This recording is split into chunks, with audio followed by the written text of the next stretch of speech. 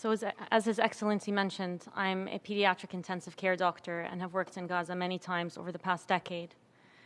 Most recently, as part of an emergency medical team working in a hospital in Gaza's middle area during the ongoing genocide.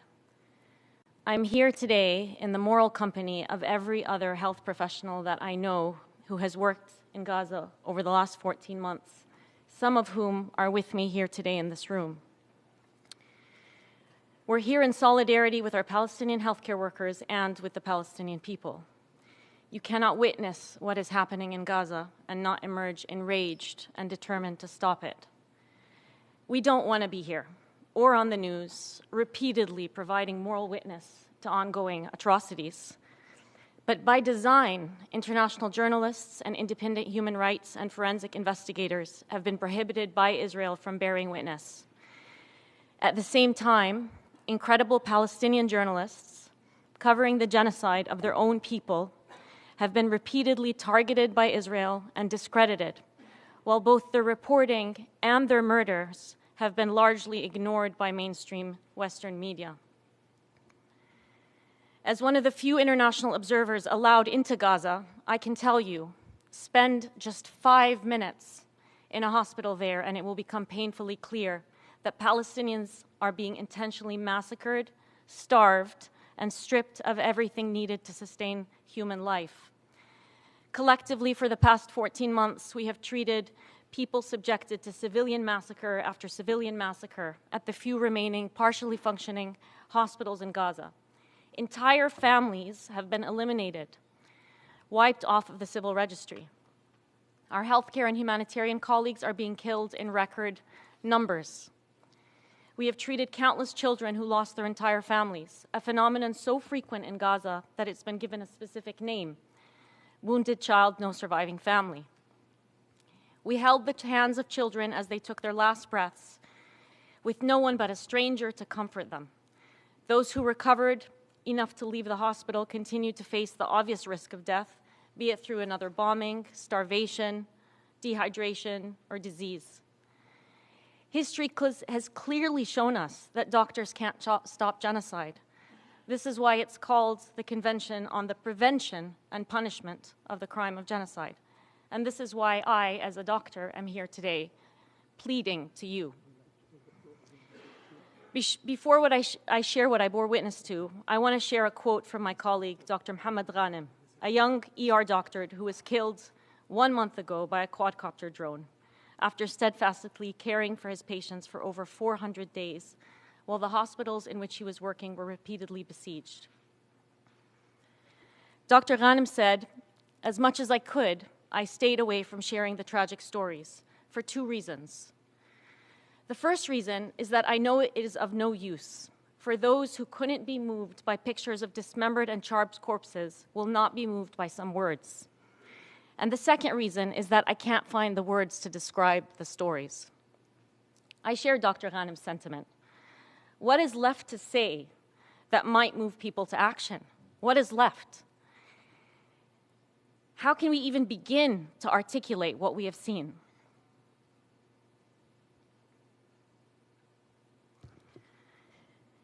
I remember the silence of the woman brought into the hospital injured, staring blankly and unable to speak. She had given birth 1 week earlier.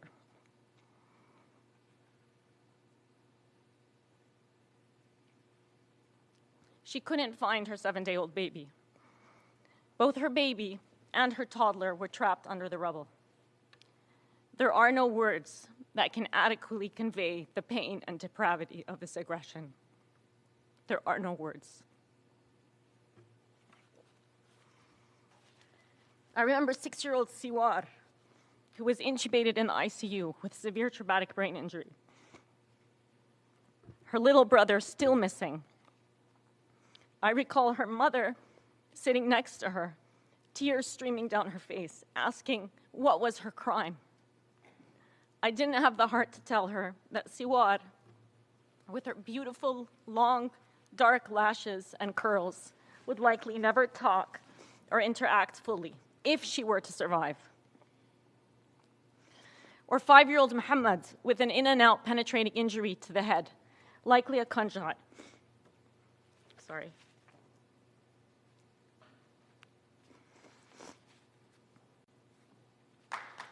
So I don't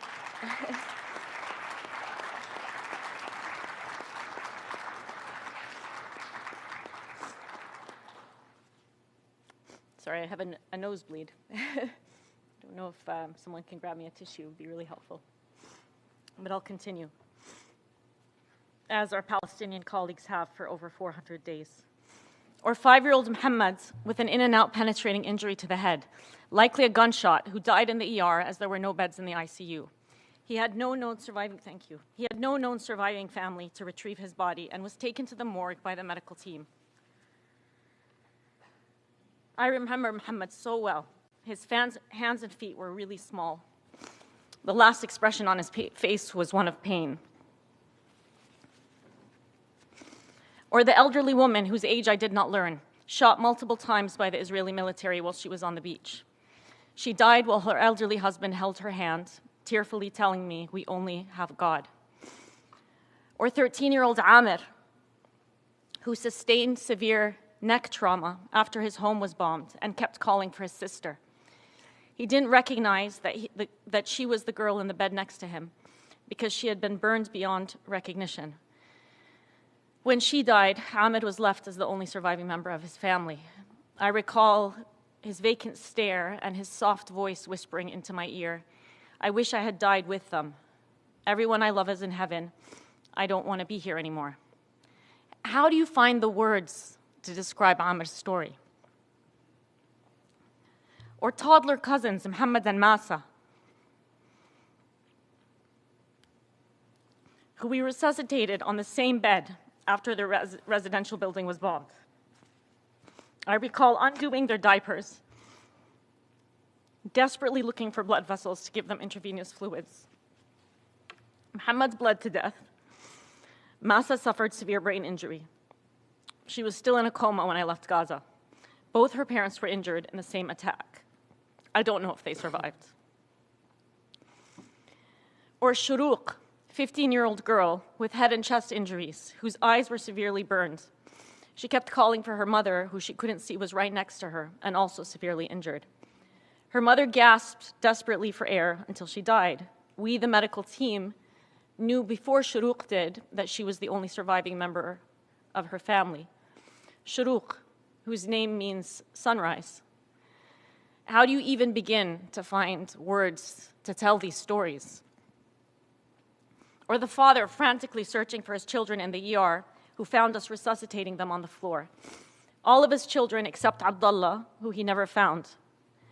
Or the lovely older gentleman who helped carry the injured into the emergency department, comforting them in any way he could, cleaning the pools of blood after every mass casualty. I saw him daily and had assumed he was a hospital employee, only to later learn that he had started volunteering at the hospital after his entire family had been killed at the beginning of the genocide. He had found that the only way he could cope with having survived was by helping other families. How does one begin to find words to describe his story?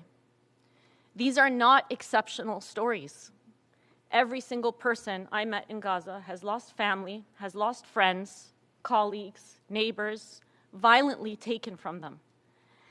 I speak of the patients with traumatic injuries who I cared for in just 14 days. But this is only one dimension of this apocalyptic situation. Everything needed to sustain life is under attack in Gaza and has been for some time. Water, food, shelter, education, healthcare, energy, sewage, sanitation. A child who was living in an apartment and going to school in Gaza 14 months ago, if alive today, is now attempting to survive Israeli airstrikes, warships, gunfire, hunger, starvation, a lack of clean water, the spread of diseases that threaten their little immunocompromised bodies. No safe shelter and no prospects for education today or in the future. Every university in Gaza has been destroyed. The only 2 medical schools in Gaza where I used to teach have been destroyed. Every child in Gaza is living this horror. I constantly think of these children. I hope children that I personally met, and I hope they are alive, surrounded by parents who are also still alive, that they're not maimed, not hungry, not thirsty, not sick, not cold as the winter encroaches on their tents, and not scared. At the same time, I know that that's an impossible reality for any child in Gaza today. On the eve of World Children's Day last week, the United States vetoed for the 5th time a UN Security Council calling for a ceasefire in Gaza. In the words of the Palestinian ambassador to the UN, Majid Bamia, there is no justification for vetoing a resolution trying to stop atrocities. There is no justification. I want you to take a second and imagine all of the children that I just spoke about, their mothers, their fathers, desperately seeking medical care and searching for hope in one of the few remaining hospitals in Gaza. Then the electricity cuts out. The entrance to the hospital is struck by a missile. The hospital is threatened with forced displacement orders again. It's apocalyptic.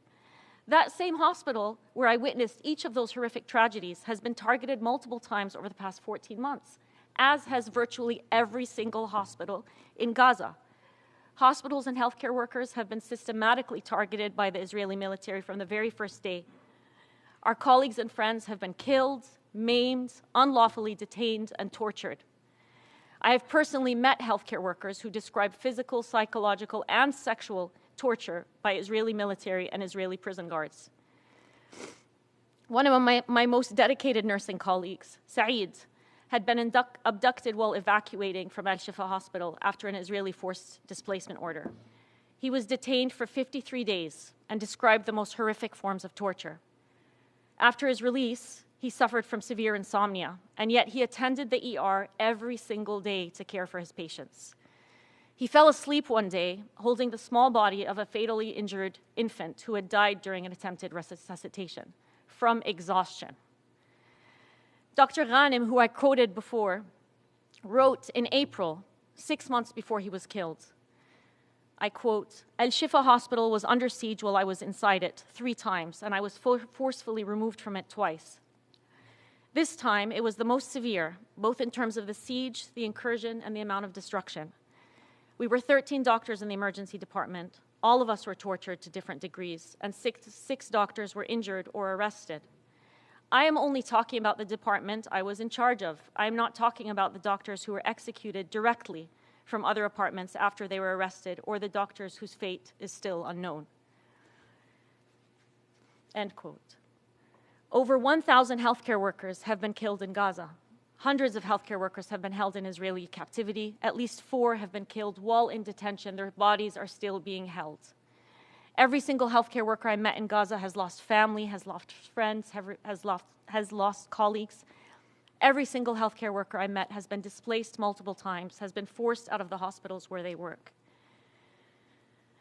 Many healthcare workers have been killed while trying to rescue the wounded in what has infamously been called Israel's double or triple strike attacks, where a location is struck, and then shortly after, it is struck a second and third time once the rescue workers are there to retrieve the casualties.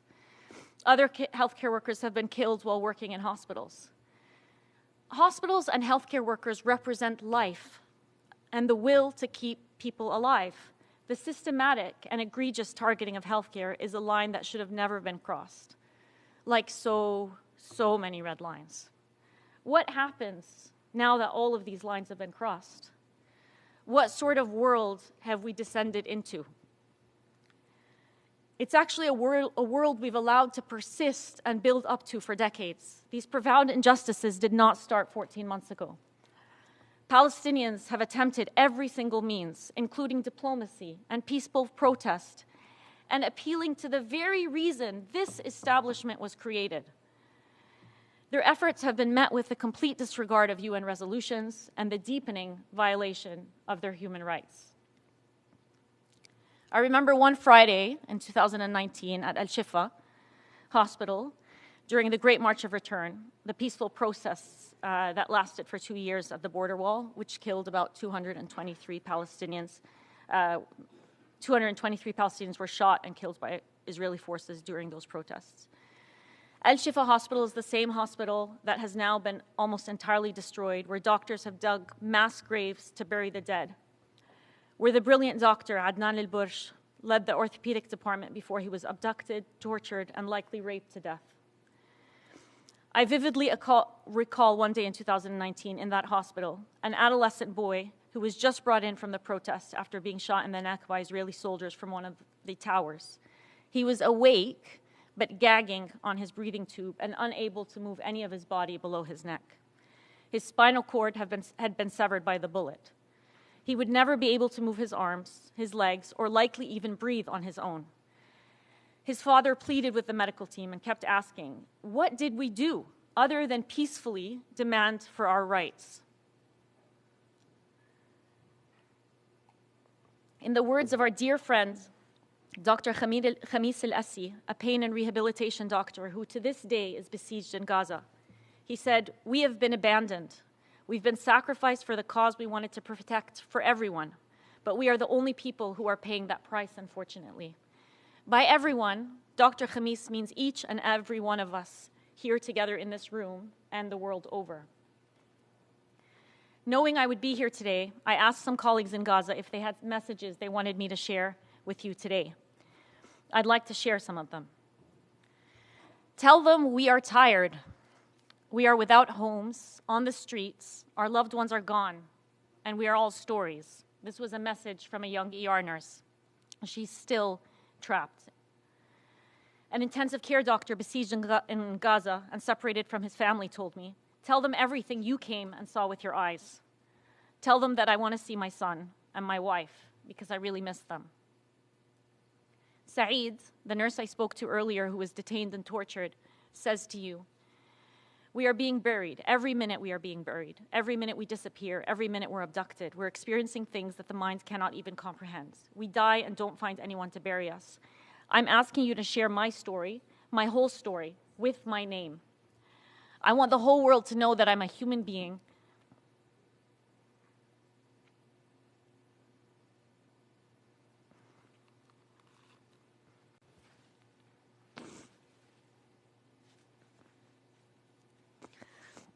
Sorry.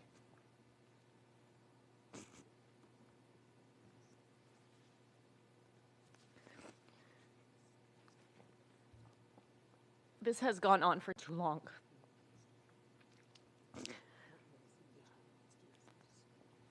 I want the whole world to know that I'm a human being. At the end, I am not pen on paper. I'm not anonymous. I'm a human being created by God.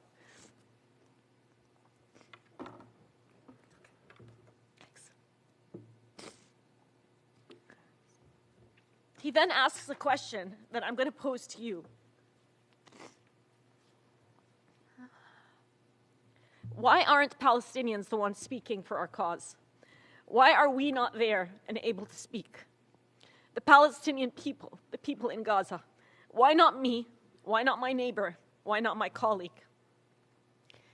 Our Palestinian colleagues are not here today because the systems we currently exist in don't recognize the value of Palestinian life. I'm going to end by some reflections from myself and my colleagues who recently came back from Gaza. I'm speaking to you today both as a member of civil society and as a healthcare worker who has witnessed firsthand the death and destruction inflicted upon the Palestinian people.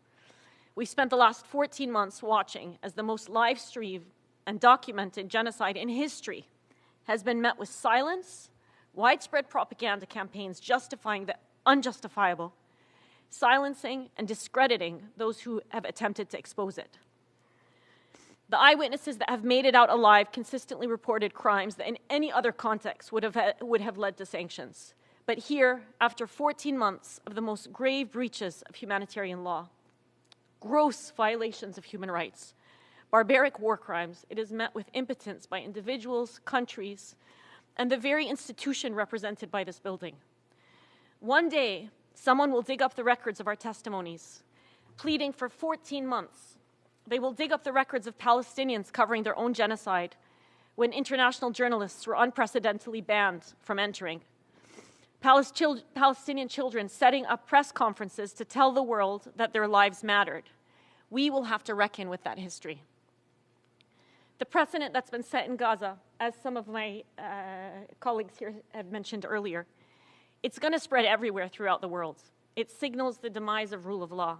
We've already seen it spread to Lebanon, and as one volunteer surgeon said, when I was in Gaza, I felt like it was a prelude to the end of humanity. If solidarity with your fellow humans is not enough of a reason to act, think about how this is going to spill over. This should be frightening for everyone. I recognize that the words I shared with you today are heavy. But these words pale in comparison to the reality experienced by Palestinians for over 400 days and 76 years before that. Palestinians don't need our pity. They don't need our praise. They need our meaningful and truthful solidarity. And there is no time for despair. In the 24 hours that I'm going to spend in this city, at least 60 children in Gaza will be injured or killed. I recognize that many of you here, by virtue of being here today, are already convinced of the need to act. It takes courage to fight a corrupted system, a system that gives disproportionate to countries with terrible records of global violence. Today, as all of us sit here in the comfort of safety, Dr. Hussam Abu Safi is in Kamal Adwan Hospital, just discharged from the intensive care unit after he was injured by an Israeli strike. His son was killed not long ago. His 2 daughters are injured. And yet he continues steadfastly to provide care for his patients. He said a few days ago, we will continue to provide this service at any cost to ourselves. The courage and action by Palestinian healthcare workers in the face of this genocide presents an exemplary model for all of us. The question I want to last leave you with is, what are we risking? Thank you.